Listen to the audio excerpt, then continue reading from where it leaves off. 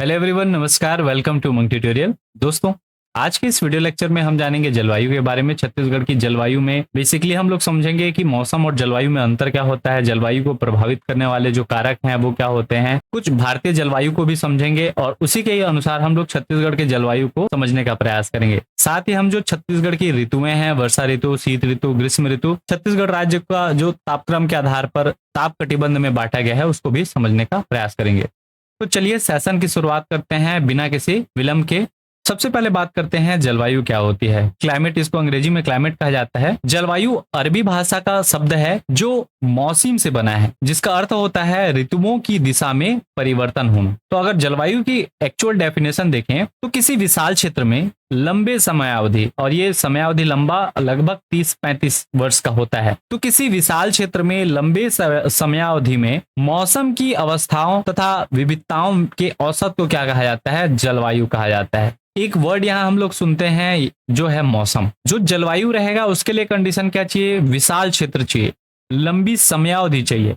लेकिन मौसम के केस में क्या होगा? एक सीमित क्षेत्र होगा। ठीक है, इसके अंतर्गत विशेष क्षेत्र विशेष में वायुमंडल की अवस्था या दशा को क्या कहते हैं? मौसम कहते हैं। अर्थात सीमित क्षेत्र रहेगा और समय विशेष, मतलब 2 माह, 4 माह, 1 माह, 15 दिन, ये जो चीज रहेगा ये मौसम के अंतर्गत आएगा। ठीक है, समय विशेष, क्षेत्र विशेष में वायुमंडल की जो अवस्था रहेगी या दशा रहेगी वो मौसम रहेगा। ठीक है, जैसे छत्तीसगढ़ का, रायगढ़ का मौसम, बिलासपुर का मौसम, रायपुर का मौसम, ऐसे बोलेंगे। लेकिन अगर लंबा समयावधि लेंगे और विशाल क्षेत्र, जैसे छत्तीसगढ़ जो है क्या विशाल क्षेत्र है, तो ये विशाल क्षेत्र का हम लोग हमेशा यूज करेंगे टर्म, वो है जलवायु या क्लाइमेट। अब जो ये मौसम होता है इसमें क्या क्या घटक होते हैं? ठीक है, तो याद रखिएगा, मौसम में तापमान आता है, वर्षण आता है, वायुमंडलीय दाब आती है, आर्द्रता आती है, वायुमंडल की जो आर्द्रता, ह्यूमिडिटी जिसको हम लोग बोलते हैं, तो ये सारे फैक्टर आपके मौसम में काम करते हैं। और यही मौसम का जब हम लोग औसत और निकालते हैं कई वर्षों का, लंबी समयावधि का, तो वो डिफाइन करता है किसको? जलवायु को। तो जलवायु का जो डेफिनेशन होगा क्या होगा? किसी विशाल क्षेत्र में लंबे समयावधि में मौसम की अवस्थाओं तथा विविधताओं के औसत को जलवायु कहते हैं। अब मौसम और जलवायु में थोड़ा अंतर देख लेते हैं। मौसम अर्थात वेदर। वेदर क्या होता है? मौसम में किसी सीमित क्षेत्र के वायुमंडलीय दशाओं की लघु अवधि का अध्ययन किया जाता है। एक चीज यहाँ सीमित क्षेत्र, दूसरा लघु अवधि, कम समय के लिए। मौसम प्रायः बदलता रहता है। एक गाना भी है इसके ऊपर, मौसम की तरह कहीं बदल तो ना जाओगे, इस टाइप का। तो इसका प्रभाव किसी देश के छोटे से छोटे भाग में अनुभव किया जाता है। किसी स्थान पर वर्ष में विभिन्न प्रकार के मौसमों का अनुभव किया जा सकता है। ये हो गया हमारा मौसम। अगर हम लोग बात करें जलवायु का, जलवायु में यही डिफरेंस आपको देखने को मिलेगा कि जलवायु जो है वो बड़े क्षेत्र की लंबी अवधि की मौसम संबंधी दशाओं के औसत का अध्ययन है। ठीक है, तो जलवायु जो है वो मौसम का लंबे समय के लिए औसत जब निकालते हैं, 30-35 सालों का मौसम का औसत, तो वो बन जाता है क्या? जलवायु। जलवायु क्या रहता है? स्थायी रहता है, क्योंकि वो एक निश्चित समय का हम लोग निकाल के रखे हैं। 35 वर्ष का औसत निकालेंगे तो कांस्टेंट आपका जो आएगा लगभग उसी के आसपास रहेगा। इसलिए जलवायु क्या रहता है? स्थायी रहता है। इसका प्रभाव किसी महाद्वीप के विशाल क्षेत्र में देखा जा सकता है। किसी स्थान पर लंबे समय के लिए एक ही प्रकार की जलवायु होती है। क्योंकि अब धीरे धीरे ग्लोबल वार्मिंग बढ़ रही है, उसके कारण क्लाइमेट चेंज भी होते जा रहा है, जलवायु परिवर्तन। तो ये दोनों का बेसिक अंतर हम लोगों ने जाना। मौसम क्या होता है, जलवायु क्या होता है। मौसम याद रखिएगा सीमित क्षेत्र के लिए होगा, जलवायु बड़े क्षेत्र के लिए होगा। मौसम लघु अवधि के लिए होगा और जलवायु लंबी अवधि के लिए होगा। लंबी अवधि में मौसम का जो औसत रहेगा उसी को जलवायु बोलेंगे। मौसम प्रायः बदलते रहता है। ठीक है, जलवायु स्थायी रहता है। सुबह का मौसम बदली वाला रहेगा, शाम दोपहर में धूप हो जाएगा, शाम में आपका बादल भी साफ हो जाएगा। इस टाइप का ये मौसम जो है परिवर्तित होते रहता है। लेकिन जलवायु ऐसा नहीं है, जलवायु स्थायी रहेगा, कांस्टेंट रहेगा। ये छोटे क्षेत्र के लिए, छोटे भाग के लिए, और ये एक महाद्वीप के लिए हो सकता है आपका क्या? जलवायु। क्लियर है? अब जानते हैं जलवायु को प्रभावित करने वाले कारक, फैक्टर अफेक्टिंग क्लाइमेट। सबसे पहला जो जलवायु को प्रभावित करता है वो है आपका अक्षांशीय विस्तार। अक्षांश की स्थिति है उसके ऊपर वो डिपेंड करेगा, क्योंकि जैसी जैसी अक्षांश में हम लोग ऊपर की ओर जाएंगे तो वो कटिबंध चेंज होगा। मैं आगे बताऊंगा आपको कटिबंध क्या होते हैं। उष्ण कटिबंध, शीतोष्ण कटिबंध, शीत कटिबंध, ये सारे जो कटिबंध बटे हैं उसके अनुसार भी आपका क्या है? जलवायु परिवर्तित हो सकता है। इसके अलावा समुद्र से इसकी सापेक्षिक जो दूरी रहेगी, स्थिति जो रहेगी, विकिरण की मात्रा पर्टिकुलर उस स्थान पर जहां की हम लोग जलवायु देख रहे हैं वहां विकिरण की मात्रा कैसी है, वहां का जल का संघनन वो कैसा है, हवाओं की दिशा उस पर्टिकुलर क्षेत्र में कैसी है, साथ ही वहां की जो आर्द्रता है या ह्यूमिडिटी है वो कैसे, अगर ह्यूमिडिटी की बात करें तो समुद्र के किनारे वाले जगहों पे, जैसे फॉर एग्जांपल आप चेन्नई लेते हैं, मुंबई लेते हैं, समुद्र के किनारे हैं, और एक एग्जांपल ले लेते हैं हम लोग रायपुर जो समुद्र के किनारे नहीं है। तो ह्यूमिडिटी की बात मैं अगर करूं तो मुंबई और चेन्नई में आर्द्रता क्या होगी आपकी, ज्यादा होगी, और रायपुर में उनकी तुलना में आर्द्रता जो है वो वायुमंडल में कम होगी। ठीक है, तो वो सापेक्षिक एवं विशिष्ट आर्द्रता भी क्या करेगा, जलवायु को प्रभावित करेगा। इसके अलावा उस पर्टिकुलर स्थान का तापमान, वायु दाब, वहां का जो एटमॉस्फेरिक प्रेशर है, वाष्पीकरण की जो मात्रा है, चक्रवात और प्रतिचक्रवात जो होते हैं, साइक्लोन जो होता है, जैसे उड़ीसा में अभी साइक्लोन आ रहा है, पश्चिम बंगाल में आ रहा है, तो वो चक्रवात के कारण वहां की जलवायु अलग हो जाएगी। प्रदेश की जो उच्चावच स्थिति है, मतलब कहाँ पर्वत है, पर्वत का जो जलवायु रहेगा वो दूसरा होगा और मैदानी क्षेत्र का जलवायु दूसरा होगा। इसके अलावा पर्वत श्रेणी, मिट्टी, वनस्पति, ये सभी जो कारक हैं ये जलवायु को क्या करते हैं, प्रभावित करते हैं। अब छत्तीसगढ़ की जलवायु समझने से पहले थोड़ा सा हम लोग समझ लेते हैं भारत की जलवायु। चूंकि छत्तीसगढ़ भारत में है तो भारतीय जलवायु के अनुसार ही यहाँ की जलवायु पाई जाएगी। तो पहले समझते हैं भारत की जलवायु। भारत एक कैसा देश है, तो भारत एक उष्णकटिबंधीय मानसूनी जलवायु वाला देश है, और सेम चीज लागू होगा किसके ऊपर, छत्तीसगढ़ के ऊपर। कर्क रेखा से मकर रेखा के बीच का जो भाग है उसको कहा जाता है उष्णकटिबंधीय क्षेत्र। भारत में कर्क रेखा के दक्षिण का भाग क्या कहलाएगा, उष्णकटिबंधीय क्षेत्र, जबकि कर्क रेखा के उत्तर का भाग जो है वो शीतोष्णकटिबंध क्षेत्र के अंतर्गत आता है। इसके बावजूद भारत क्या है, एक उष्णकटिबंधीय मानसूनी जलवायु वाला प्रदेश है। अब आप बोलेंगे जब ये उष्णकटिबंध भी है, शीतोष्णकटिबंध है, शीतोष्णकटिबंध क्यों नहीं आता, हम लोग उसके ऊपर भी बात करेंगे। तो देखिए, भारत में उष्णकटिबंधीय मानसूनी जलवायु वाला प्रदेश होने के दो कारण हमको मिलते हैं। पहला कारण है भारत के उत्तरी सीमा पर हिमालय का स्थित होना। चूंकि हिमालय पर्वत है तो ऊपर से जो ठंडी हवाएं आती हैं उसको ये रोक देती हैं, और दूसरा कर्क और मकर रेखा के बीच उष्णकटिबंधीय क्षेत्र का होना, और भारत का जो आधा हिस्सा है पूरा ये वाले क्षेत्र में आता है, उष्णकटिबंधीय क्षेत्र में। पहले पॉइंट को हम लोग डील करते हैं, भारत के उत्तर सीमा पर हिमालय का स्थित होना। आप यहां देखेंगे तो ये आपका क्या उत्तरी ध्रुव है। शीतकाल में यहां से ठंडी पवनें चलती हैं कि किधर की ओर, यहां हम लोग मान लेते हैं ये है भूमध्य रेखा, और ये है आपकी क्या, कर्क रेखा, जो भारत के बीचों बीच से जाती है। ये है मकर रेखा। ये जो कटिबंध आप देख रहे हैं, ये वाला जो कटिबंध है ये कहलाता है क्या, उष्ण कटिबंध। पूरा ये वाला कटिबंध, इतना जो बेल्ट है ये उष्ण कटिबंध है। यहाँ पे है हिमालय पर्वत। अब ध्यान दीजिएगा, यहाँ से जो ठंडी हवाएं आती हैं वो आना चाहिए नीचे की ओर, लेकिन हिमालय क्या करता है, एक सॉल की भांति वो कवर कर देता है भारत को। ठीक है, वहां से जो ठंडी हवाएं आती है हिमालय को पार करके इधर नहीं आ पाती।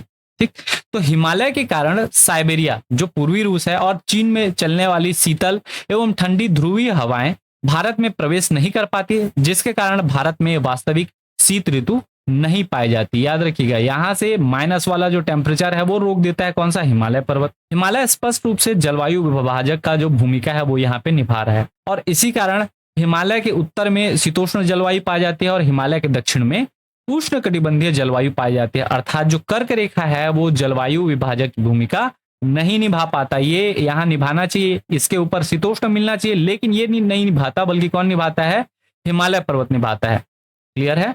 अब थोड़ा सा मैं कटिबंध को आपको बता दूं तो याद रखिएगा, ये हमारी 0 डिग्री अक्षांश रेखा जिसको हम लोग विषुवत रेखा बोलते हैं या विषुवत वृत्त बोलते हैं। यहाँ 23.5 उत्तरी अक्षांश है, 23.5 अंश उत्तरी अक्षांश और 23.5 अंश दक्षिणी अक्षांश। जो 23.5 अंश उत्तरी अक्षांश और दक्षिणी अक्षांश के बीच ये जो क्षेत्र है ये कौन सा कटिबंध है, तो याद रखिएगा इसको कहा जाता है उष्ण कटिबंध। और यहाँ पे है 66.5 अंश उत्तरी अक्षांश। तो कर्क रेखा से उत्तर ये वाला जो है ये होता है शीतोष्ण कटिबंध। सेम चीज आपके यहाँ भी होगा, दक्षिण में दक्षिण समशीतोष्ण कटिबंध, मकर रेखा और आप 66.5 अंश दक्षिणी अक्षांश है, वहां से हमारा चालू क्या हो जाता है, ये वाला जो है शीतोष्ण कटिबंध।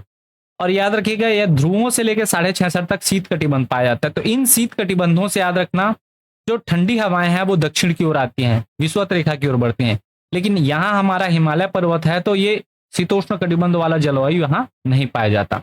अब थोड़ा सा इसको मैं अगर कॉम्प्लिकेटेड हो रहा हो तो वर्ल्ड मैप में बताता हूँ। देखिए ये हमारा क्या हो गया, विश्व हो गया। इस विश्व में 0 डिग्री की अक्षांश रेखा जो है इसको भूमध्य रेखा कहा जाता है। इसके अलावा 0 डिग्री देशांतर जो रेखा है, 23.5 अंश जो उत्तरी अक्षांश रेखा है इसको कर्क रेखा, और 23.5 अंश दक्षिणी अक्षांश है इसको मकर रेखा के नाम से जाना जाता है। क्लियर है। अब यहाँ भारत में जो IMT है, इंडियन मीन टाइम 82.5 अंश पूर्वी देशांतर है, इसको IMT या Indian mean time, Indian standard time कहा जाता है। इसमें रेखाओं को अगर हम लोग देखें कौन कौन से कटिबंध बनते हैं, तो याद रखिएगा जो बीच वाला है, जो रेड में आपको मैं दिखा रहा हूं, जो कर्क रेखा और मकर रेखा के मध्य है, इसको कहा जाता है उष्ण कटिबंध। यहाँ वर्ष भर सूर्य की किरणें लंबवत पड़ती हैं, इसलिए यहाँ का जो तापमान है वो गर्म हो जाता है, उष्ण हो जाता है, इसलिए इसको क्या कहा जाता है, उष्णकटिबंध। इसके बाद यहाँ पे जो आता है आपके कर्क रेखा के उत्तर में 66.5 अंश उत्तरी अक्षांश तक और दक्षिण में मकर रेखा के दक्षिण में 66.5 अंश दक्षिणी अक्षांश तक जो कटिबंध पाया जाता है, ये दोनों कहलाते हैं शीतोष्ण कटिबंध, शीत और उष्ण का। और इसके ऊपर आता है शीत कटिबंध। याद रखिएगा ये ध्रुवीय क्षेत्र हैं, तो 0 डिग्री जो अक्षांश इधर आप मान सकते हैं 90 डिग्री, इधर 90 डिग्री, तो ये दोनों क्या है, शीत कटिबंध में आते हैं। अब ध्यान दीजिएगा शीत कटिबंध और उष्ण कटिबंध, यहाँ शीत है यहाँ उष्ण है, ये दोनों शीत प्लस उष्ण मिलेंगे, शीत धन उष्ण, तो दोनों का मिक्सचर जो होता है वो क्या कहलाता है, शीतोष्ण। आप लोग संधि पढ़े होंगे, शीत धन उष्ण अर्थात शीतोष्ण। ठीक, तो ये जो कटिबंध बनेगा वो कौन सा बनेगा, शीतोष्ण कटिबंध। पहला चीज आपको पता चल गया। अब यहाँ ध्यान से देखेंगे तो ये हमारे भारत की स्थिति है। पाया कैसा जाना चाहिए कि यहाँ पे आधे हिस्से में ये वाला जो हिस्सा है इसमें उष्ण कटिबंध होना चाहिए और इधर वाले हिस्से में हमको क्या मिलना चाहिए, शीतोष्ण कटिबंध। लेकिन यहाँ हिमालय जो ठंडी हवाएं आती है उसको ये हिमालय जो है वो रोक देता है, इसलिए पूरे भारत में कौन सा कटिबंध पाया जाता है, याद रखिएगा, तो हमारे पूरे भारत में पाया जाता है उष्ण कटिबंधीय। अब यहाँ पे जलवायु में एक चीज और मैं बताया हूं कि उष्ण कटिबंधीय मानसूनी जलवायु, चूंकि हमारे भारत की जो अधिकतर वर्षा है वो मानसून से होती है। ठीक है, पश्चिमी विक्षोभ से सिर्फ 10% वर्षा होगी, इसके अलावा बाकी पूरी वर्षा जो होती है भारत में वो मानसून के कारण होती है, इसलिए इसकी जलवायु को हम लोग क्या बोलते हैं, उष्ण कटिबंधीय मानसूनी जलवायु। पहला पॉइंट हम लोग देख लिए। अब दूसरा उष्ण कटिबंधीय क्षेत्र होने का दूसरा जो कारण था वो था भारत का कर्क रेखा और मकर रेखा के बीच में होना। ठीक है, कर्क और मकर रेखा के बीच में उष्ण कटिबंधीय क्षेत्र का होना। इस क्षेत्र में सागर का जल जो है वो अत्यधिक क्या हो जाता है, गर्म हो जाता है, चूंकि सूर्य की लंबवत किरणें यहाँ पड़ती हैं। जब गर्म हवाएं ऊपर उठती हैं तो सागर जल ही वाष्प बनकर ऊपर की ओर उठता है और इसी कारण उष्ण कटिबंधीय क्षेत्र में वर्षा होती रहती है। और यहाँ आपको ज्यादातर क्या वन मिलेंगे, सदाबहार वन। क्या उष्ण कटिबंधीय क्षेत्र में विषुवत रेखा के आसपास के जितने वन मिलेंगे वो कैसे वन मिलेंगे, सदाबहार वन, जिसको चीर हरित वन भी कहा जाता है। तो हिंद महासागर में आने वाली आर्द्र युक्त हवाएं या फिर जो नमी युक्त हवाएं हैं वो हिमालय से टकराकर पूरे भारत में वर्षा कराती हैं और हिमालय की उपस्थिति के कारण ही दिल्ली में वर्षा होती है, जबकि दिल्ली कर्क रेखा के उत्तर में स्थित है। क्लियर है। अब इसी को मैं छत्तीसगढ़ के परिप्रेक्ष्य में बताऊं तो छत्तीसगढ़ में जो कर्क रेखा है, याद रखिएगा, जो कर्क रेखा है वो 4 जिलों से होकर गुजरती है, मनेन्द्रगढ़, चिरमिरी, भरतपुर, इसके अलावा कोरिया, सूरजपुर, बलरामपुर, ये 4 जिलों से कर्क रेखा होकर गुजरती है। तो टेक्निकली देखा जाए तो ये नीचे वाला तो हम लोग जान रहे हैं कर्क रेखा और मकर रेखा के नीचे उष्ण कटिबंध है, लेकिन इसके ऊपर क्या होता है, शीतोष्ण कटिबंध होता है। छत्तीसगढ़ का ऐसा होना चाहिए, लेकिन याद रखिएगा छत्तीसगढ़ में ये जो पोर्शन है ये पूरा का पूरा हमारा शीतोष्ण में नहीं आता, बल्कि हमारा पूरा छत्तीसगढ़ किस में आ जाता है, उष्ण कटिबंध में आता है। क्लियर है। हमारा छत्तीसगढ़ का जलवायु कैसा है, उष्ण कटिबंधीय मानसूनी जलवायु, जैसा कि भारत का जलवायु है। तो चलिए अब बात करते हैं क्लाइमेट ऑफ छत्तीसगढ़ या छत्तीसगढ़ की जलवायु। तो छत्तीसगढ़ की जलवायु विशेषताओं में सबसे पहली विशेषता जो है ये भारत के मध्य में स्थित है, इसलिए ये इसकी जो जलवायु होगी वो भारत की जलवायु के समान होगी। इसलिए मैं आपको भारत की जलवायु पहले बताया ताकि आप रिलेट कर पाए कि भारत की जैसी जलवायु है सेम जलवायु कहाँ मिलेगी, छत्तीसगढ़ में मिलेगी। छत्तीसगढ़ में दक्षिण पश्चिम मानसूनी हवाओं से वर्षा होती है। लगभग ये जो वर्षा है दक्षिण पश्चिम मानसूनी हवाओं से 90% वर्षा छत्तीसगढ़ में होती है। क्लियर है। अतः छत्तीसगढ़ राज्य की जो जलवायु है वो मानसूनी है, अर्थात यहाँ की मुख्यतः वर्षा जो है वो मानसून पर क्या होती है, निर्भर होती है। दूसरे जगह से वर्षा नहीं होगा, मेन वर्षा जो होगी वो दक्षिण पश्चिम मानसून से, और बाकी जो वर्षा होती है वो लौटते हुए मानसून से भी यहाँ वर्षा होती है। तो ये दोनों से हम लोग के यहाँ क्या होता है, वर्षा होता है। पश्चिमी विक्षोभ का वर्षा नगण्य मात्रा है। छत्तीसगढ़ का जलवायु के आधार पर 3 रूप में वर्गीकरण किया गया है। पहला है उत्तरी पहाड़ी क्षेत्र, दूसरा छत्तीसगढ़ का मैदान और तीसरा होता है बस्तर क्षेत्र। 3 रूप से जलवायु के आधार पर हम लोग छत्तीसगढ़ को बांटे हैं, उत्तरी पहाड़ी क्षेत्र, छत्तीसगढ़ का मैदान और बस्तर क्षेत्र। अगर इसको मैप में देखें तो ये 3 प्रकार हैं। पहला जो ये वाला इलाका आएगा ये कहलाएगा आपका क्या, उत्तर पहाड़ी क्षेत्र है, दूसरा छत्तीसगढ़ का मैदान और तीसरा बस्तर का क्षेत्र। ये जलवायु के आधार पर हम लोग विभाजन किए हैं। अब इसमें अगर पूछा जाए सबसे कम वर्षा कहाँ होती है, तो याद रखिएगा ये जलवायु प्रदेश में छत्तीसगढ़ के मैदान में सबसे कम वर्षा होती है। सर्वाधिक वर्षा कहाँ होती है, तो बस्तर क्षेत्र में वर्षा होती है। उसके अलावा दूसरे नंबर पर उत्तरी पहाड़ी क्षेत्र में वर्षा होती है। तो इसको क्रम अगर बांटे तो वर्षा के क्रम में पहले नंबर पर बस्तर क्षेत्र, दूसरे नंबर पर उत्तरी पहाड़ी क्षेत्र और तीसरे नंबर पर आता है छत्तीसगढ़ का मैदानी क्षेत्र। जलवायु विशेषताओं की हम लोग बात करते हैं तो याद रखिएगा छत्तीसगढ़ के उत्तरी भाग से कर्क रेखा गुजरती है, जिसके कारण मार्च से 15 जून तक यहाँ क्या पड़ती है, अधिक गर्मी पड़ती है। अतः यहाँ पर उष्णकटिबंधीय मानसूनी जलवायु पाया जाता है। मानसूनी का मैं आपको पहले ही बताया था, मुख्य रूप से मानसून में यहाँ वर्षा होती है, इसलिए इसको मानसूनी जलवायु बोलते हैं। और कटिबंध जो है ये उष्णकटिबंध का है, इसलिए यहाँ पर जो जलवायु है वो कैसा होगा छत्तीसगढ़ का, उष्णकटिबंधीय मानसूनी जलवायु। पेपर में एज इट इज पूछ लिया जाता है। दूसरा चीज, छत्तीसगढ़ की जो औसत वर्षा है वो याद रखिएगा 1250 से लेकर 1325 मिलीमीटर तक होती है। अगर सेंटीमीटर में देखें तो ये 10 मिलीमीटर बराबर 10 mm बराबर 1 सेंटीमीटर होता है, आप सबको पता होगा। तो इसको इजीली आप कन्वर्ट कर सकते हैं 125 सेंटीमीटर से लेके 132.5 सेंटीमीटर।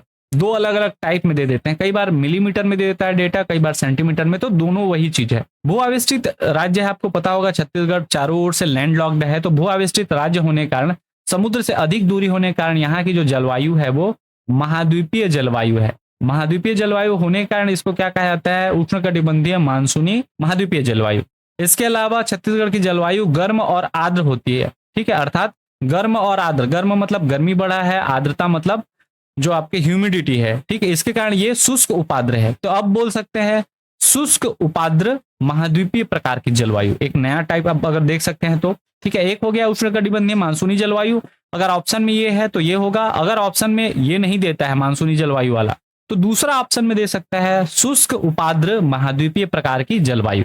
और इसका मुख्य कारण क्या है उपाद्र होने का, तो ये कर्क रेखा से निकट है। क्योंकि कर्क रेखा छत्तीसगढ़ से होकर गुजरती है, 4 जिलों से होकर गुजरती है, मनेन्द्रगढ़, चिरमिरी, भरतपुर, कोरिया, सूरजपुर और बलरामपुर। अब बात करते हैं छत्तीसगढ़ की जलवायु में छत्तीसगढ़ में पाई जाने वाली ऋतुओं के बारे में। तो याद रखिएगा छत्तीसगढ़ में कुल 3 मुख्य रूप से ऋतुएं पाई जाती हैं। वैसे तो भारत में अगर देखेंगे तो आप 4 ऋतु पढ़ते हैं, पतझड़, सावन, बसंत, बहार, एक बरस में मौसम 4, इस टाइप का जो है वो भारत में हम लोग देखते हैं। लेकिन छत्तीसगढ़ में 3 ऋतु हम लोग पढ़ते हैं। पहला ऋतु जो है वो है वर्षा ऋतु, ठीक है, रेनी सीजन जिसको हम लोग बोल सकते हैं। दूसरा है शीत ऋतु, ठीक है, विंटर सीजन जिसको बोलेंगे। और तीसरा है ग्रीष्म ऋतु अर्थात समर सीजन।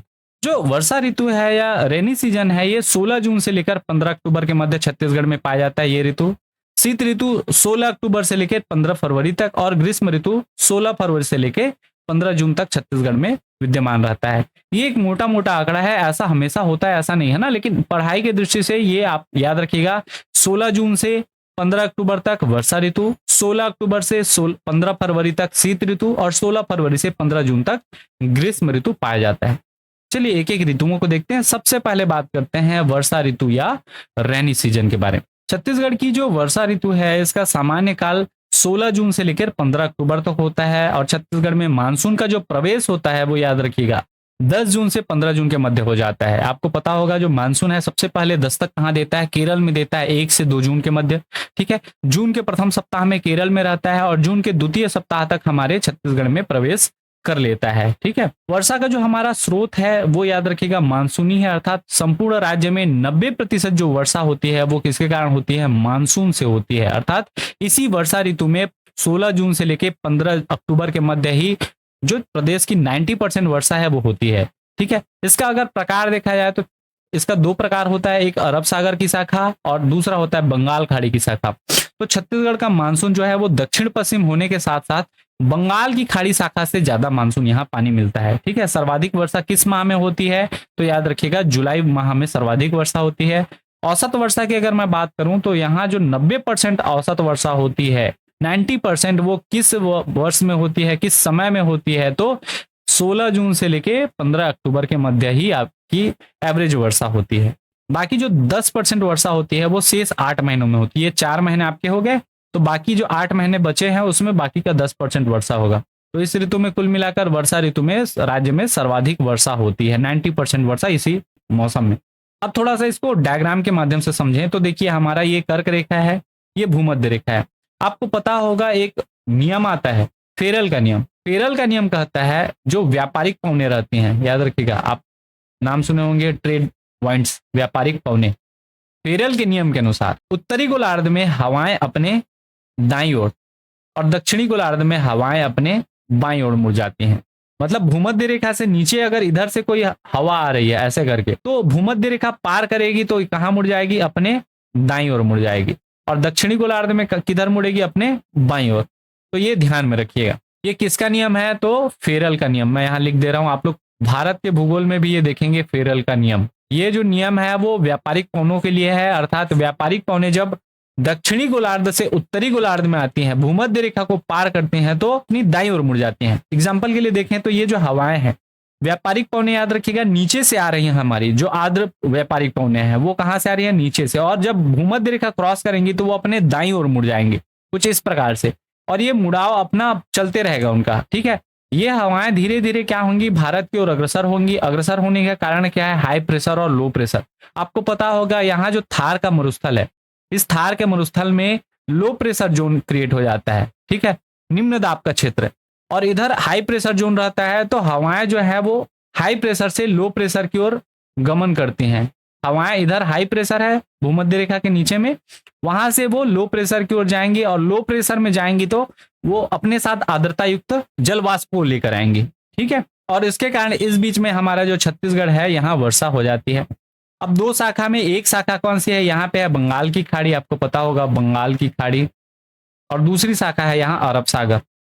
ध्यान रखिएगा हमारे छत्तीसगढ़ में ये बंगाल की खाड़ी शाखा से ही मैक्सिमम वर्षा होगी। 90% वर्षा जो है बंगाल की खाड़ी शाखा से होती है, और 10% वर्षा अरब सागर शाखा से होती है। ये ध्यान रखिएगा, एग्जाम में सीधा सीधा क्वेश्चन बन जाता है। चलिए, वर्षा ऋतु को हम लोग समझते हैं, वर्षा ऋतु में ही थे हम लोग। तो पश्चिमी जो क्षेत्र है हमारा, दुर्ग, राजनांदगांव आदि, यहाँ इन सब में क्या होती है, कम वर्षा होती है, ठीक है। वृष्टि छाया प्रदेश के रूप में जाना जाता है आपका मैकल श्रेणी, ठीक। और सर्वाधिक वर्षा कहाँ होती है, तो अबुझमाड़ क्षेत्र में, जिसको छत्तीसगढ़ का चेरापूंजी कहा जाता है। न्यूनतम वर्षा की मैं बात करूं तो कबीरधाम में स्पेशली अगर पूछा जाए तो मैकल श्रेणी, मैकल रेंज में सबसे कम वर्षा होती है। इसको छत्तीसगढ़ का वृष्टि छाया प्रदेश भी कहा जाता है। अब सबसे अधिक वर्षा की हम लोग अगर बात कर ली चुके हैं, सर्वाधिक वर्षा अबुझमाड़ में होगी, तो और सर्वाधिक वर्षा वाले कौन कौन से क्षेत्र हैं, तो याद रखिएगा हमारे पास सर्वाधिक वर्षा वाले बेसिकली 3 क्षेत्र मिलते हैं। पहला है अबुझमाड़ प्रदेश, अबुझमाड़ वाले पूरे क्षेत्र में नारायणपुर जिला आप बोल सकते हैं। दूसरा जसपुर का जो पूर्वी भाग है, और रायगढ़ बेसिन है। इन तीनों क्षेत्रों में सर्वाधिक वर्षा प्राप्त होती है। इसके अलावा औसत तापांतर की अगर मैं बात करूं वर्षा ऋतु में, तो 6 डिग्री सेल्सियस का तापांतर रहता है जुलाई से सितंबर के मध्य। अधिकतम तापमान 30 डिग्री तक जाता है और न्यूनतम तापमान 23 डिग्री तक, ठीक है। तो इस प्रकार से हमारा जो वर्षा ऋतु में अधिकतम और न्यूनतम तापमान है, इसका अंतर एक बार पूछा जा चुका है, इसलिए इसको मेंशन किया गया है। 6 डिग्री तक रहता है औसत तापांतर वर्षा ऋतु में। वर्षा ऋतु में अगर हम लोग देखें तो औसत वर्षा वाला जो जिला है, सर्वाधिक औसत वर्षा वाला जिला, तो जिले में अगर पूछा जाए तो नारायणपुर को नहीं लगाना है, किसको लगाना है, बीजापुर। उसके बाद आता है नारायणपुर। हम लोग जानते हैं जो अबुझमाड़ की पहाड़ी है, अबुझमाड़ जो क्षेत्र है वो नारायणपुर में है, जिसको छत्तीसगढ़ का चेरापूंजी कहा जाता है। लेकिन औसत वर्षा सर्वाधिक की अगर मैं बात करूं तो जिलावार देखा जाए तो बीजापुर में सर्वाधिक औसत वर्षा होती है। क्लियर है। न्यूनतम औसत वर्षा वाला अगर जिले की बात करें तो वो है आपका कबीरधाम, जो वृष्टि छाया प्रदेश के अंतर्गत आता है। मैकल श्रेणी का पूर्वी भाग कबीरधाम क्षेत्र वृष्टि छाया प्रदेश है। अब थोड़ा सा वृष्टि छाया प्रदेश को भी हम लोग आगे समझेंगे। राज्य में न्यूनतम वर्षा वाला कृषि जलवायु प्रदेश कौन सा है, छत्तीसगढ़ का मैदान में आपको जब डिफाइन किया था तब बताया था न्यूनतम वर्षा वाला कृषि जलवायु प्रदेश कौन सा है, छत्तीसगढ़ का मैदान। 3 भाग में बांटे थे जलवायु प्रदेश को। एक उत्तरी आपका क्या बांटे थे, उत्तर का पहाड़ी क्षेत्र, दूसरा छत्तीसगढ़ का मैदान, और तीसरा बस्तर क्षेत्र। तो न्यूनतम वर्षा वाला कौन सा है, छत्तीसगढ़ का मैदान। अधिकतम अगर देखा जाए तो बस्तर क्षेत्र। क्लियर है। बस्तर क्षेत्र में भी अधिक वर्षा किस जिले में होती है, तो बीजापुर, उसके बाद नारायणपुर। आशा है कि ये सारी चीजें समझ आ गई होंगी। सितंबर के अंतिम दिनों में मानसूनी हवाओं का वेग जो होता है वो कम हो जाता है, और इसके बाद धीरे धीरे मानसून जो है वो रिटर्न होता है, जिसको लौटता हुआ मानसून कहते हैं, और 15 अक्टूबर तक ये लगभग रिटर्न हो जाता है। अब इसको समझते हैं वृष्टि छाया प्रदेश को। तो वृष्टि यानी कि आपका रेन हो गया, छाया यानी कि शैडो। रेन शैडो वाला जो आपका एरिया है वो कौन कौन सा है उसको डिफाइन करता है। अब रेन शैडो कैसे होगा, तो देखिए हवाएं पर्वत के जिस ढाल से टकराती हैं उसे पवन सम्मुख ढाल कहते हैं। हवाएं जिस ढाल से टकराते हैं उसको पवन सम्मुख ढाल कहते हैं, और हवाएं जिस ढाल के सहारे नीचे उतरती हैं उसे पवन विमुख ढाल कहते हैं। ध्यान रखिएगा, पवन सम्मुख मतलब यहां से मान लो ये पर्वत है, यहाँ ये हवा जाकर टकरा रही है तो ये कहलाएगा पवन सम्मुख, ठीक है। और यहाँ हवा नीचे उतर रही तो ये कहलाएगा पवन विमुख। ये आपका पर्वत है मान लो। क्लियर है। समुद्र से आने वाली हवाएं अथवा मानसूनी हवाएं पर्वत के सामने वाले ढाल से टकराकर पवन सम्मुख ढाल पर तो खूब वर्षा करती हैं, ये आपका क्या हो गया, इसमें अब खूब वर्षा होगा, ऐसा करके बादल है तो यहाँ मस्त पानी झमाझम पानी गिरेगा। लेकिन मानसूनी हवाएं जब पवन विमुख ढाल पर जाती हैं तो बिल्कुल वर्षा नहीं करती या बहुत कम वर्षा करती हैं। यहाँ आते तक ये क्या होता है, इसका जो जल है वो यहाँ छोड़ चुके रहते हैं। इसका टेक्निकल कारण भी देखेंगे तो हवाएं जब ऊपर की ओर उड़ती हैं तो उसका तापमान क्या हो जाता है, बादलों का तापमान कम होते जाता है, टेम्परेचर डाउन होते जाता है, जिसके कारण जो वहां की वाष्प बूंदे हैं वो संघनन होकर जल में परिवर्तित हो जाते हैं और वर्षा कराते हैं। ज्यादा ऊंचाई में पहुंच जाने पर क्या हो जाता है, उसकी जल की जो बूंदे हैं वो संघनित हो चुके हैं, गिर चुके हैं, इसलिए वो वर्षा नहीं कराती या फिर यहाँ वर्षा कराए बिना आगे की ओर वो बढ़ जाती हैं। अतः पवन विमुख ढाल को वृष्टि छाया प्रदेश कहते हैं। और ये जो एरिया होगा, ये पवन विमुख ढाल, यहाँ पे आप देखेंगे तो यहाँ शैडो बन रहा है, ये जो शैडो है यही शैडो क्या कहलाएगा, वृष्टि छाया प्रदेश, रेन शैडो एरिया, क्योंकि यहाँ वर्षा नहीं हो पाती या बहुत कम होती है। क्लियर है। अब उदाहरण के लिए हम लोग छत्तीसगढ़ वाले को ही ले लेते हैं। उदाहरण के लिए छत्तीसगढ़ के दक्षिणी पश्चिमी मानसून के अरब सागर शाखा मैकल पर्वत से टकराकर मैकल के पश्चिमी ढाल में वर्षा करती है। आप ध्यान देंगे तो मैकल पर्वत जो है उसका पश्चिमी ढाल किस ओर है, तो मध्य प्रदेश की ओर है, जहां से अमरकंटक भी क्षेत्र आता है, जहां नर्मदा नदी का उद्गम होता है। तो ये पवन सम्मुख ढाल में ये वृष्टि प्रदेश कहलाता है, यहाँ बादल खूब वर्षा कराएगी। जैसे ही आप मान लेते हैं मैकल पर्वत है, यहाँ मैं लिख दे रहा हूँ मैकल पर्वत है, इस मैकल पर्वत के इधर आएंगी तो ये क्या बन जाएगा, वृष्टि छाया प्रदेश या फिर पवन विमुख ढाल, आपका पवनाभिमुख जिसको हम लोग बोलेंगे। तो यहाँ बादल जो है वो वर्षा नहीं कराता, वो तब बन जाता है कौन सा क्षेत्र, वृष्टि छाया प्रदेश। वहीं जब ये हवाएं मैकल पर्वत को पार करके इसके पूर्वी ढाल के सहारे नीचे उतरती हैं तो पूर्वी ढाल में स्थित क्षेत्रों में वर्षा नहीं हो पाती, अर्थात मैकल पर्वत का पूर्वी ढाल वृष्टि छाया प्रदेश कहलाता है, जिसमें बेसिकली आपका कौन सा जिला सबसे ज्यादा जहां कम वर्षा होती है वो है कबीरधाम जिला। ये ध्यान रखिएगा। वर्षा ऋतु के अलावा और हमारे यहाँ वर्षा होती है वो होती है चक्रवात वर्षा, जैसे हुदहुद आया था, ठीक, अलग अलग चक्रवात जो होते हैं, ठीक, साइक्लोन। तो साइक्लोन क्या होते हैं, दिसंबर जनवरी में राज्य में सर्वाधिक वर्षा बंगाल की खाड़ी में उठने वाले चक्रवातों से होती है। कभी कभी ये चक्रवात रायगढ़ बेसिन, जसपुर अथवा महानदी घाटी में सक्रिय हो जाती है, जिससे यहाँ लगातार वर्षा 2 से 3 दिनों तक होती है। आप ध्यान देंगे जब ठंडी के मौसम में 2-3 दिन कंटिन्यू वर्षा ऐसा कई बार हुआ है, वो किसके कारण होता है, चक्रवात के कारण। ठीक है, तो चक्रवात वर्षा जो है वो भी छत्तीसगढ़ में क्या कराती है, वर्षा कराती है। छत्तीसगढ़ में वर्षा मुख्यतः दक्षिण पश्चिम मानसून से होती है, जो भारत की विशेष संरचना कारण 2 भागों में विभाजित हो जाती है। जो चक्रवात है उसके कारण हो रहा है, लेकिन दक्षिण पश्चिम मानसून में भी के कारण वर्षा जो हो रहा है वो 2 भागों में हम लोग पढ़ते हैं। पहला कौन सा है, अरब सागर शाखा, और दूसरा बंगाल की खाड़ी शाखा। यहाँ पे आपका जो छत्तीसगढ़ यहाँ विद्यमान है तो इधर से भी वर्षा पहुंचेगी, इधर से भी पहुंचेगी वर्षा, जिसकी एक शाखा बंगाल की खाड़ी से तथा दूसरी शाखा अरब खाड़ी की से होकर आती है। उपरोक्त दोनों शाखाओं से छत्तीसगढ़ को वर्षा प्राप्त होती है, लेकिन सर्वाधिक याद रखिएगा, सर्वाधिक आपको कहां से होगा, बंगाल की खाड़ी शाखा से 90% और अरब सागर शाखा से 10% जल प्राप्त होता है। अर्थात दोनों शाखाओं से प्रदेश में वर्षा होती है, लेकिन सर्वाधिक वर्षा की प्राप्ति बंगाल की खाड़ी शाखा से होती है। कईयों बार पूछा गया है, कई लोग आपको पढ़ा देते हैं दक्षिण पूर्व, एक बार पीएससी आंसर ले लिया था, तो वैसा नहीं है। याद रखिएगा हमारी जो वर्षा होती है वो दक्षिण पश्चिम मानसूनी हवाओं के कारण होती है। ठीक है, पीएससी का ये आंसर लिया हुआ है, मैं इसको आपको नोटिस करा दूं कि दक्षिण पूर्वी मानसूनी पवनों कारण आपके यहाँ वर्षा होती है, लेकिन वो गलत है। ठीक है, पीएससी हमेशा सही आंसर लेता है, ऐसा नहीं है जो ले लिया उसको एकदम वो मान के नहीं चलना है। भारत में जब दक्षिण पश्चिम से होता है तो छत्तीसगढ़ में भी दक्षिण पश्चिम से ही होगा। ठीक है, अगर कोई आपको दक्षिण पूर्व पढ़ा रहा है तो गलत बता रहा है, आंसर गलत लिया गया था। अब बात करते हैं छत्तीसगढ़ में वर्षा का वितरण। ठीक है, डिस्ट्रीब्यूशन किस प्रकार से होता है, तो देखिए आपका जो छत्तीसगढ़ वाले क्षेत्र में जसपुर नगर, दंडकारण्य और रायगढ़ बेसिन में सर्वाधिक वर्षा क्षेत्र है। ठीक है, इसके अलावा जसपुर नगर में वर्षा ऋतु में 1560 मिलीमीटर वर्षा होती है। इसके पश्चिम दिशा की ओर वर्षा की मात्रा जो है ये हमारा क्या है, पूर्व दिशा है, और इधर क्या है, पश्चिम। तो याद रखिएगा जैसी जैसी इधर से इधर जाएंगे तो वर्षा की मात्रा जो होगी इधर कम होगी, इधर ज्यादा होगी। छत्तीसगढ़ के पूर्वी क्षेत्रों में वर्षा अधिक पाया जाएगा, अधिक होगी, और पश्चिमी क्षेत्रों में वर्षा की मात्रा धीरे धीरे कम होती जाएगी। ठीक है, ईब नदी घाटी, मान नदी घाटी, हसदेव और रिहन नदियों की ऊपरी घाटियों में 1250 से लेकर 1350 मिलीमीटर के मध्य वर्षा होती है। अलग अलग क्षेत्रों में अलग अलग प्रकार की वर्षा हमको देखने को मिलती है। अब इसका वर्षा का जो वितरण है थोड़ा सा इसको मैप में हम लोग समझें तो छत्तीसगढ़ में वर्षा के वितरण को हम लोग कुल इतने प्रकार से देख सकते हैं। अब इसमें अलग अलग है तो वो आपको मैं कलर से थोड़ा दिखा देता हूं ताकि आपको समझ आए। ये हमारा जैसे एग्जांपल के लिए लेते हैं, ये वाला जो क्षेत्र है जो ग्रीन कलर में है, यहाँ, यहाँ और यहाँ, ये तीनों ग्रीन में है। ये मतलब यहाँ पे क्या होती है, अधिकतम वर्षा होती है। अधिकतम वर्षा को हम लोग किससे डिफाइन करेंगे, 1500 मिलीमीटर से अधिक। अगर 1500 मिलीमीटर से अधिक वर्षा हो रही है तो ये छत्तीसगढ़ की अधिकतम वर्षा वाला क्षेत्र है। मैं ये नहीं बोलूंगा कि यहाँ पे अधिकतम वर्षा नहीं हो सकती, यहाँ नहीं हो सकती, हो सकता है, लेकिन ये जलवायु देख रहे हैं तो जलवायु में 35 वर्षों का एक औसत निकाल के हम लोग चल रहे हैं और उसके अकॉर्डिंग ये रहेगा। ठीक, तो अधिकतम अधिकतम वाले में आपको क्या क्या मिलेगा, देवगढ़ पहाड़ी के उत्तरी क्षेत्र, जसपुर पाट, ऊपरी इब नदी घाटी, चंवर ढाल, उत्तर रायगढ़ का बेसिन, दंडकारण्य का क्षेत्र, आपका अबूझमाड़ वाला क्षेत्र, दक्षिण पूर्व दंतेवाड़ा, बीजापुर, ये सभी जो क्षेत्र है यहाँ पे क्या होगी, अधिकतम वर्षा आपको प्राप्त होगी। दूसरे नंबर पर आता है ये ब्लू कलर वाला।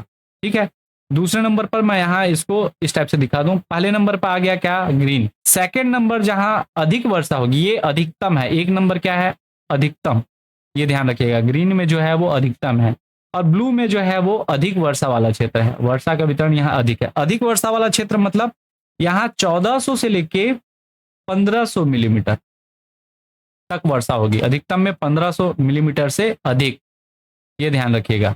तो अधिक वर्षा वाले क्षेत्र में आपका पश्चिमी जसपुर क्षेत्र आएगा, हसदेव नदी घाटी, उत्तरी दंडकारण्य क्षेत्र, रायपुर वाला क्षेत्र कुछ। ठीक है, ये सभी क्या है आपके अधिक वर्षा वाले क्षेत्र। तीसरा बोल सकते हैं मध्य वर्षा क्षेत्र। मध्य वर्षा की तीव्रता वाला क्षेत्र अर्थात 1300 से लेके 1400 मिलीमीटर तक जहां वर्षा हो, जिसके अंतर्गत आपके उत्तरी कोरिया, उत्तर सरगुजा, पश्चिमी रायगढ़, दक्षिणी महासमुंद, गरियाबंद, मोहला मानपुर, अंबागढ़ चौकी, धमतरी, दक्षिण हसदेव का पूर्वी भाग, दक्षिणी अरपा घाटी, उत्तर कांकेर, ये सारी चीजें आपके मध्य वाले में आती हैं। चौथे नंबर पर आता है ये आपका, ठीक है, ये है आपका चौथा नंबर, जो ये कलर देख पा रहे हैं। न्यून वाले में याद रखिएगा जो आपका मैकल श्रेणी वाला क्षेत्र है, राजनांदगांव, बेमेतरा, मुंगेली, चंवर ढाल की पहाड़ी, ये सब जो क्षेत्र हैं ये न्यून वाले हैं। 1250 से लेके 1300 मिलीमीटर वर्षा। और जो रेड में है पांचवा नंबर में, हम लोग इसको न्यूनतम मान लेते हैं। न्यूनतम याद रखिएगा 1250 मिलीमीटर से भी कम यहां जो होगा। ठीक, न्यूनतम में आपका पूर्वी बघेलखंड आएगा, मैकल श्रेणी स्पेशली कवर्धा और पश्चिमी राजनांदगांव, मध्यवर्ती महानदी बेसिन, शिवनाथ पार का जो मैदान है। ठीक है, इसके अलावा वृष्टि छाया जितने प्रदेश आते हैं, खैरागढ़, छुई खदान, गंडई, लोरमी पठार, ये सभी जो क्षेत्र हैं ये आपके किस में आएंगे, न्यूनतम वाले में आएंगे। वर्षा ऋतु के बाद हम लोग अब पहुंच जाते हैं छत्तीसगढ़ के शीत ऋतु में, विंटर सीजन में। जो शीत ऋतु है इसकी अवधि मैं आपको पहले स्टार्टिंग में ही बताया हूं, इसकी अवधि 16 अक्टूबर से लेकर 15 फरवरी के मध्य पाई जाती है। शीतकालीन जो वर्षा होती है वो पश्चिमी विक्षोभ के कारण से होती है। ठीक है, जिसको वेस्टरलाइज कहा जाता है। सर्वाधिक ठंडा स्थान कौन सा है छत्तीसगढ़ में, तो मैन पार्ट है, जिसको छत्तीसगढ़ का शिमला भी कहा जाता है। सर्वाधिक ठंडा महीना कौन सा है, तो याद रखिएगा दिसंबर के माह में छत्तीसगढ़ में सर्वाधिक ठंड पड़ती है। अधिकतम औसत तापमान जो है शीत ऋतु में, अधिकतम औसत तापमान रायगढ़ जिले का होता है और न्यूनतम तापमान जो है वो जसपुर जिले का चला जाता है। औसत की अगर मैं बात करूं, इस मौसम में प्रदेश का जो वायुदाब है वो याद रखिएगा अधिकतम होता है, जबकि सागरीय क्षेत्रों में निम्न वायुदाब रहता है, जिसके कारण यहाँ की जो स्थल से हवाएं हैं वो सागर की ओर प्रवाहित होती हैं। अब शीत ऋतु आता क्यों है, तो याद रखिएगा 21 सितंबर के बाद सूर्य की स्थिति दक्षिणायन होने लगती है और सूर्य की किरणें तिरछी पड़ने लगती है, और सूर्य की किरणें जब तिरछी पड़ेंगी तो यहाँ पे ठंडे वाला क्षेत्र आ जाता है। शीत ऋतु में कभी कभी उत्तर भारत से आने वाली शीत लहरें भी चलती है, जिससे तापमान 3 से 4 डिग्री सेल्सियस गिर जाता है, उतना तक भी चला जाता है। ठीक है, रात्रि का तापमान गिरने से पहाड़ी पठारी भागों में पाला एवं कोहरा पड़ता है, आप लोग जानते होंगे। राज्य में पश्चिमी विक्षोभ द्वारा कम वर्षा होती है, जो कि लगभग आप मान सकते हैं 8 से 10%। ये भी मैं ज्यादा बता दिया हूँ, 8 से 10%। क्लियर है। यहाँ की औसत तापमान की अगर बात करूं शीत ऋतु में, तो अक्टूबर से फरवरी तक लगभग औसत ऑन एवरेज आपका रात और दिन का तापमान 17 डिग्री सेल्सियस एवरेज रहता है। ठीक है, अधिकतम तापमान 20 डिग्री सेल्सियस, न्यूनतम 15 डिग्री सेल्सियस तक चला जाता है। छत्तीसगढ़ में शीत ऋतु के बाद अब हम लोग पहुंच जाते हैं ग्रीष्म ऋतु या फिर समर सीजन में। जो समर सीजन है या ग्रीष्म ऋतु है, इसका सामान्य काल 16 फरवरी से लेकर 15 जून के मध्य रहता है। सर्वाधिक जो गर्म महीना है वो याद रखिएगा मई है। सर्वाधिक ठंडे महीना की बात करूं तो दिसंबर था छत्तीसगढ़ का, और सर्वाधिक गर्म महीना कौन सा है, मई। सर्वाधिक गर्म स्थान कौन सा है, तो चांपा है।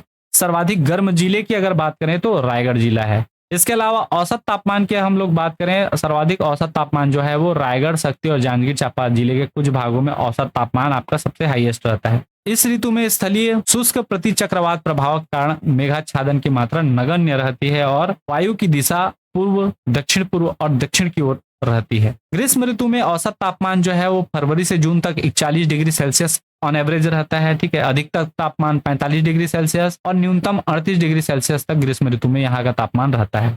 ग्रीष्म ऋतु में राज्य के कुछ भागों में जो है वो न्यूनतम वायुदाब का क्षेत्र डेवलप हो जाता है, जिसके कारण उच्च वायुदाब का जो क्षेत्र है वो सागर और महासागरों में होता है। और वहां यहाँ चूंकि न्यूनतम वायुदाब क्षेत्र आ गया, उच्च वायुदाब कहाँ आ रहा है, सागर में, तो वहां सागर से पवनें किधर चलेंगी, हाई प्रेशर से लो प्रेशर की ओर। 21 मार्च के उपरांत सूर्य की किरणें उत्तरी गोलार्ध में सीधी लंबवत पड़ती हैं, जिससे तापमान में वृद्धि होने लगती है। अब यहाँ पे देखिए आपको समताप रेखा के बारे में सुनने को मिलता है, तो समताप रेखा को मैं, ये जो फैक्ट है इसको मैं ऐसी पर डे दे रहा हूँ, आपको मैप में बताता हूँ। 42.5 डिग्री सेल्सियस की जो समतापमान रेखा है वो दुर्ग से होकर गुजरती है।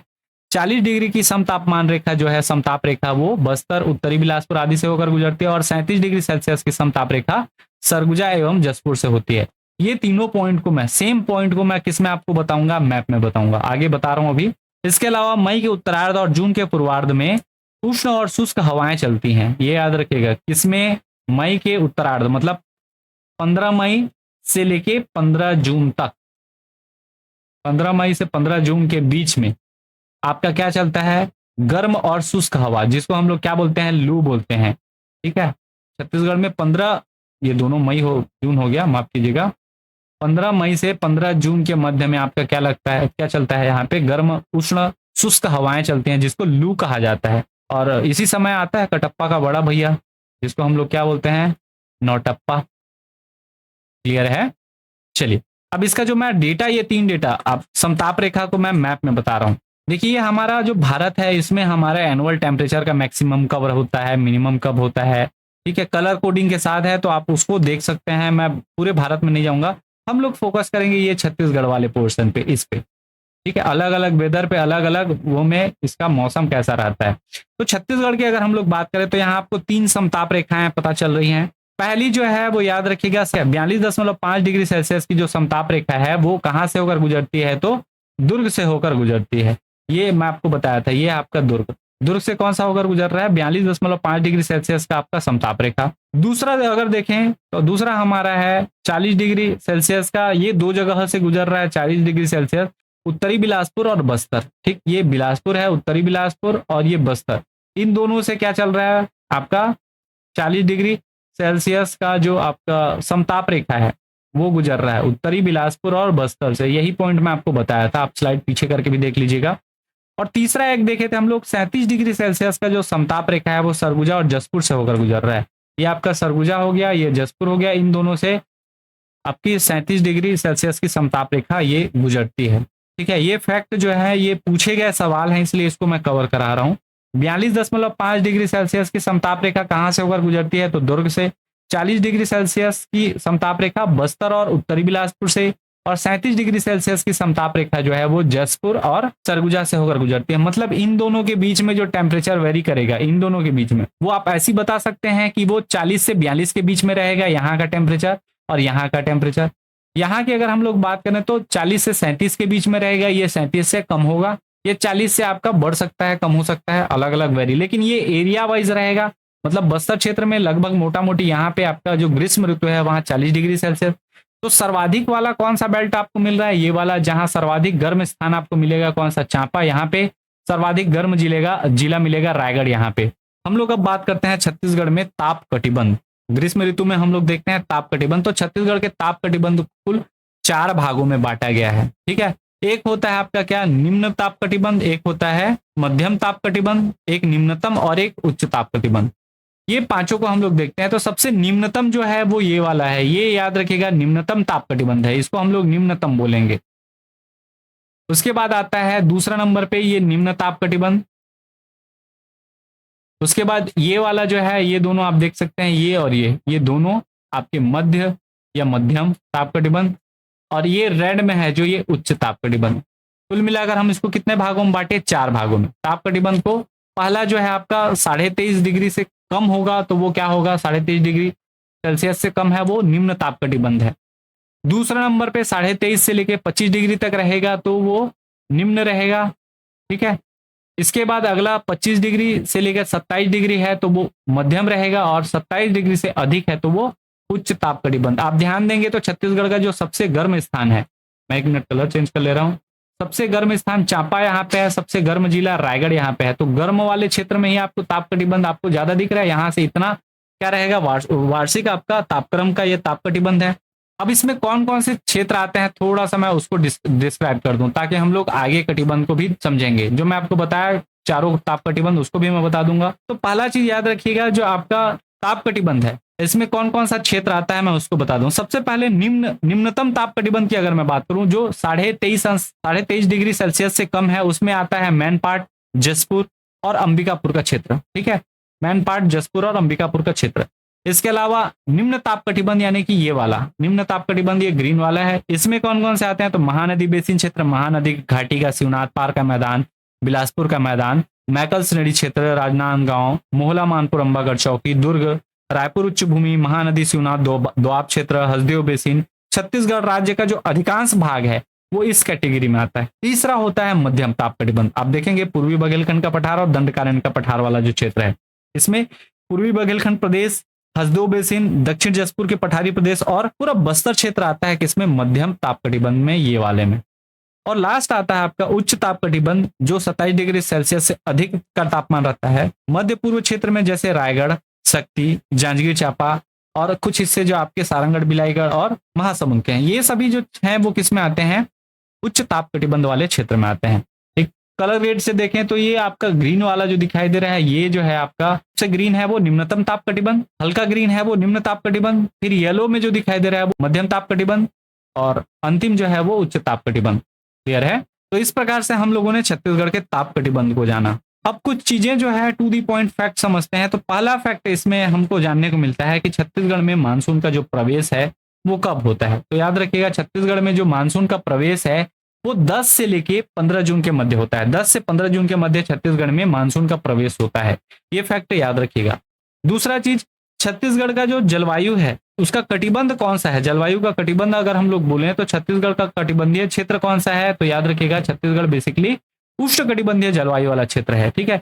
इसको इसलिए कहा जाता है छत्तीसगढ़ की जलवायु कैसी है, तो उष्ण कटिबंधीय मानसूनी जलवायु। कटिबंध को हम लोग देख भी चुके हैं, ये आपका रेड में जो दिखाई दे रहा है ये कौन सा कटिबंध है, इतना तक पूरा उष्ण कटिबंध, और यहाँ पे हमारी कर्क रेखा गुजरती है। क्लियर है। 23.5 अंश जो कर्क रेखा है वो कहाँ से गुजर रही है, 4 जिलों से, मनेन्द्रगढ़, चिरमिरी, भरतपुर, कोरिया, सूरजपुर और बलरामपुर से। छत्तीसगढ़ की जलवायु अगर कैसी है पूछा जाए तो उष्ण कटिबंधीय मानसूनी जलवायु है। छत्तीसगढ़ का जलवायु का फैलाव जो है वो उपाद्र महाद्वीपीय प्रकार की जलवायु है, और अधिकांश मानसूनी जो वर्षा होती है वो बंगाल की खाड़ी शाखा से होती है। 90% जो वर्षा बोल सकते हैं वो बंगाल की खाड़ी शाखा से होती है, 10% आपके अरब सागर से होती है। वर्षा की बात करें तो यहाँ वर्षा याद रखिएगा, पूर्व से पश्चिम की ओर जाते हैं तो वर्षा का जो क्रम है वो घटते हुए जाता है। मतलब इधर क्या रहेगा, हाई रहेगा, वर्षा इधर अधिक होगी पूर्वी क्षेत्र में, और पश्चिमी क्षेत्रों में लो। जैसे आप देखेंगे तो यहाँ आपकी वर्षा अधिक रहेगी, लेकिन मैगल श्रेणी में वर्षा क्या हो जाती है, कम हो जाती है।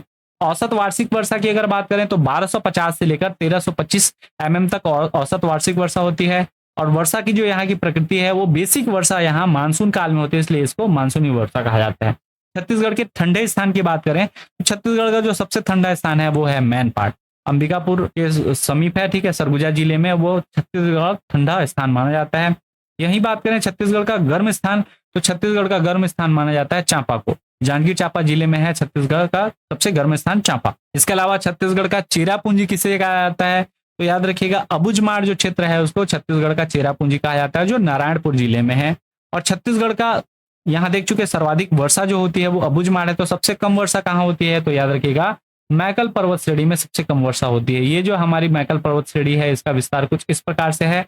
और यहाँ से पूर्व से आपकी जो पवने आती हैं, याद रखिएगा यहाँ से जो पवने आएंगी इसको ये क्या कर लेगा, इधर तो वर्षा खूब होगी, यहाँ पे जो बादल रहेंगे उसको रोकेगा, इधर वर्षा पूरा होगा, इधर आ जाएगा क्या, वृष्टि छाया।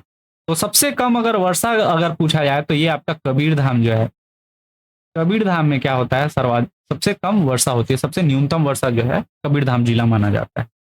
आशा है कि ये सारी चीजें आपको समझ आ गई होंगी। ये कुछ हमारे सोशल साइट्स हैं जिसमें आप हमें फॉलो कर सकते हैं, अगर वीडियो पसंद आया होगा तो प्लीज वीडियो को लाइक करें, चैनल पर आप नए हैं तो चैनल सब्सक्राइब करें। मिलते हैं बहुत जल्द अगली वीडियो में, तब तक के लिए जय हिंद, जय भारत, वंदे मातरम।